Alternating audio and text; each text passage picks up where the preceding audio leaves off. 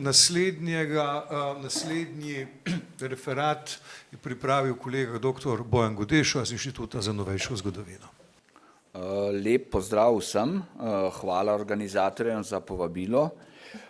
Naslov mojega predavanja pa bo Od naroda obsojenega na smrt do genocidnega naroda. Sodobni trendi v gledanju na drugo svetovno vojno doma in v svetu. Sam pojem narod obsojen na smrt je vsaj od obsežnega opusa pokojnega dr. Toneta Ferenca, pa tudi Milana Ževarta, pa tudi nadaljnih študij različnih avtorjev, so tudi avtorji in kolegi med nami, ki se še s temi stvarmi ukvarjamo, skratka pa tudi ta publika, mislim, da je taka, da ji o teh dejstvih kot takih ni treba posebej govoriti. Pa vendar bi za začetek povedal, usoda namenjena Slovencem v okviru nacistične politike, ki, navajam, služi enemu samemu glavnemu namenu, slovenski narod je treba izbrisati s površja zemlje. Konec citata.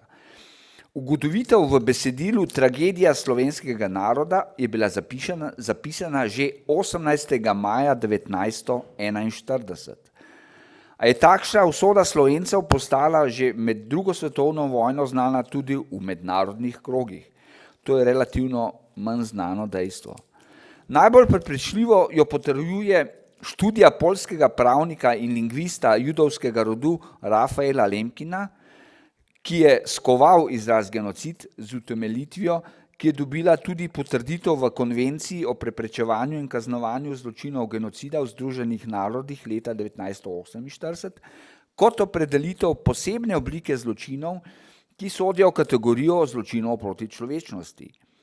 Namreč Lemkin je že leta 1944 v izdani študiji Axis Rule in Occupied Europe ugotovil, da nacistična politika, ki odstopa od delovanja, ki ga je moč obravnavati v okviru obstoječe mednarodno-pravne Haaških konvencij, ter zanjo menil, da imajo nacisti genocidne namene, v to novo kategorijo žrtev uvrstil 4 nacije, kjer je Slovence postavil v bok z usodo Judov, Poljakov in Rusov. Pogled, ki se je sčasoma izoblikoval v državi, ki je zrasla na ruševinah nacističnega rajha in šla po vojni skozi več različnih stopenj denacifikacije in popolne družbene preobrazbe, je predstavil predsednik Richard von Weizsäcker leta 1985.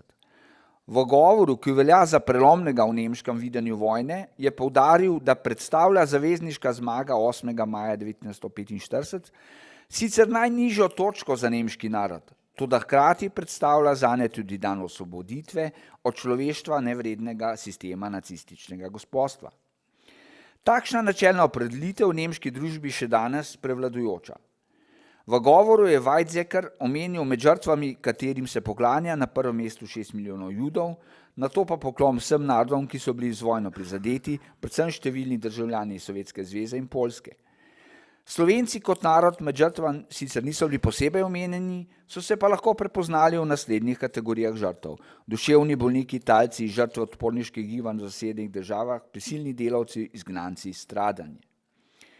30 let kasneje, 8. maja 1915, ob 70-letnici konca vojne v Evropi, je v Bundestagu spregovoril zgodovinar Heinrich August Winkler, ki je ponovil temeljne misli Weizsäckerja izpred 30 let, a istočasno še bolj v središče postavil holokavst, mimogrede leta 1985 ta kategorija še ni bila tako uveljavljena, da bi jo v govoru Weizsäcker omenil, ter v sklepu bolj mimogrede omenil še nekatere druge žrtve nacizma, kot so Romi in Sinti, homoseksualci, prisilni delavci. V tem prikazu nacističnega terorja se lahko Slovenci identificirajo zgolj še kot prisilni delavci, in pa slovensko ozemlje pač s holokavstom, kjer je bil zlasti prisoten v Prekmurju. Podlaga za takšno novo selekcioniranje žrtev oziroma za njihovo izločitev iz seznama žrtev nacizma je prevladujoče ozračje v nemški družbi po padcu Berlinskega zidu in združitvi Nemčije, kateremu je pomembno prispeval tudi omenjeni ugledni nemški zgodovinar, z obsežno monografijo, ki je šla v 2 zvezkih, Lange Weg nach Westen, Deutsche Geschichte von Dritten Reich bis zum Wiedervereinigung. V njej je v epskem slogu predstavil nemško zgodovino ter razvil tezo, kako se je nemška družba po zaslugi uspešno upravljene povojne denacifikacije otresla zgodovinske stigme posebne poti, katere vrh je predstavljala Hitlerjeva nacistična diktatura, ki jo je zgodovinsko ločevala od Zahoda, sinonima za demokracijo, ter je po združitvi Nemčije končno postala enakopraven in polnopraven član zahodne civilizacije in demokracije. Poanta takšnega rezoniranja je bila, da je sodobna nemška družba dekontaminirana nacističnih recidivov, tako trdno usidrana v demokratične procese, da nemška država ni več dolžna nositi zgodovinskega bremena nacizma, edina izjema je holokaust kot trajen spomin in pomin na zločinski nacistični režim. V skladu s takšno percepcijo se nekateri okrogi Nemčiji v odzivih na aktualne sodobne razmere v svetu celo postavljajo vlogo zgodovinskih arbitrov tudi v vprašanjih, ki zadevajo holokaust.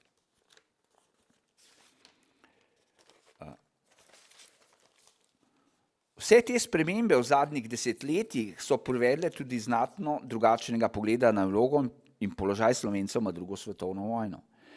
Tako se je po vzpostavitvi interpretativnega pluralizma v drugi polovici 80. let prejšnjega stoletja v slovenski družbi odprla razprava o nerazčiščeni preteklosti, ki pa ni prinesla poenotenja glede značaja in pomena ter ocene in vloge posameznih akterjev v času druge svetovne vojne.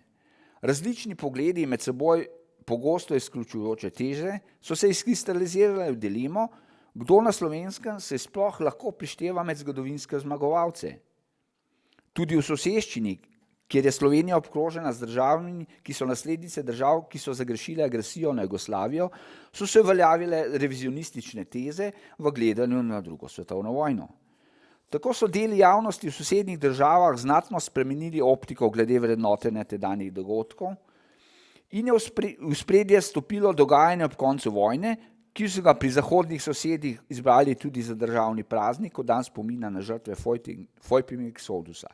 Na severu, kjer še danes ni povsem razčiščena dilema, ali so bili njeni prebivalci prve žrtve nacizma, ali pa jih gre obravnavati kot najbolj zagrizene privržence nacizma, se v delu strokovne javnosti za povojni izgon nemške manjšine izjavil izraz Völkermord, to se pravi genocid.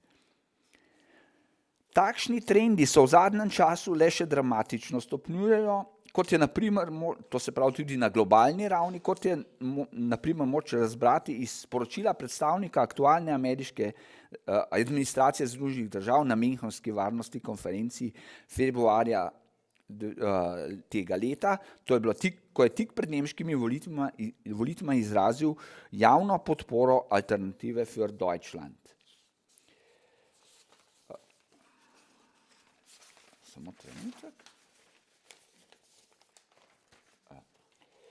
Ob upoštevanju takih poročil bi brez težav prišlo do takšnih razmer v Evropi in svetu, kjer bi v delu objavljena satira izpod peresa Borisa Šuligoja z naslovom Kako je Slovenija napadla Nemčijo, Italijo in Japonsko hkrati, brez težav postala nova realnost v okviru obstoječega prevladujočega interpretivnega historičnega diskursa. Mimogrede, to, kar konec druge svetovne vojne, je to predvsem evropocentričen pogled, namreč druga svetovna vojna, kot vemo, na Pacifiku je še trajala tudi z dramatičnimi vložki, kot je padec 2 atomskih bomb in šele 2. septembra 1945 je zares konec druge svetovne vojne, kot svetovne vojne. Ne.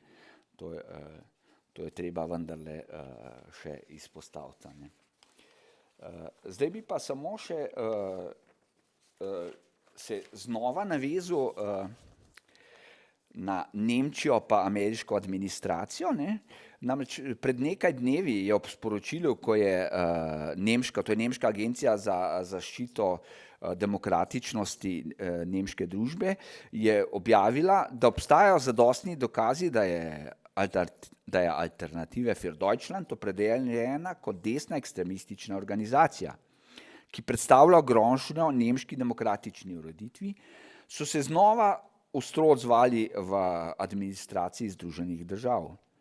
Preko socialnih omrežij je bilo objavljeno, da je Zahod skupaj porušil berlinski zid in ponovno so ga zgradili ne Sovjeti ali Rusi, ampak nemški aktualni establishment.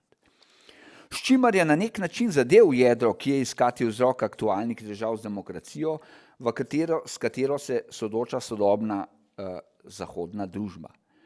Za dramatično stanje demokracije je ključen prelom ob padcu berlinskega zidu z opustitvijo antifašističnega konsenza ter s historično revizijo, ki je imela za cilj rehabilitacijo zgodovinskih fenomenov, ki so se po veliki gospodarski krizi, ki je izbruhnila leta 1929, ideološko profilirali v desno, antidemokratično, avtoritarno in totalitarno smer, ter sodelovali v Hitlerjevem nacističnem projektu v času druge svetovne vojne.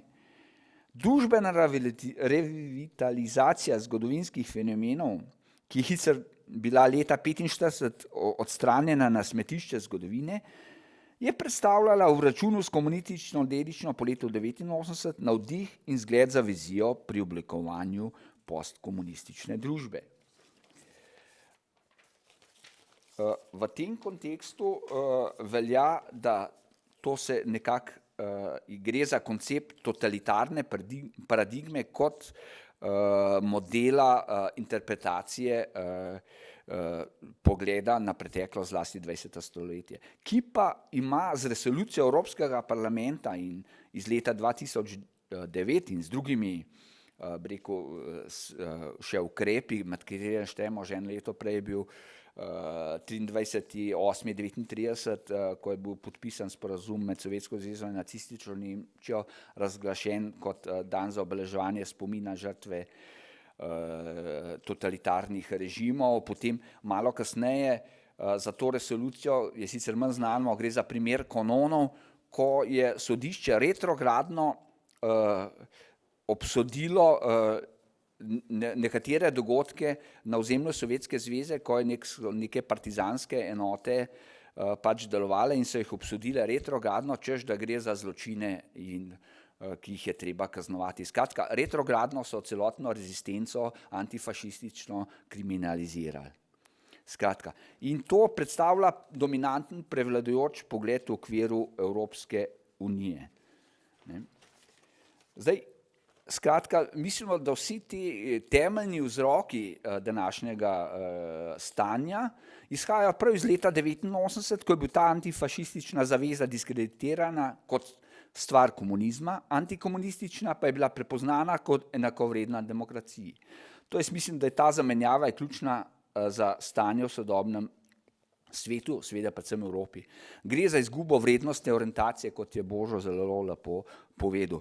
In skratka, in vodi nas na mesto v vizijo, ki bi nas zares v 21. stoletje pripeljala, mislim, ne časovno, ampak miselno, ampak je obrnjena v mentalna obzorja, ki so prevladovala v 30 letih prejšnjega stoletja z vsemi izzivi, kjer pa je bil glavna tarča ravno demokracija. Hvala lepa.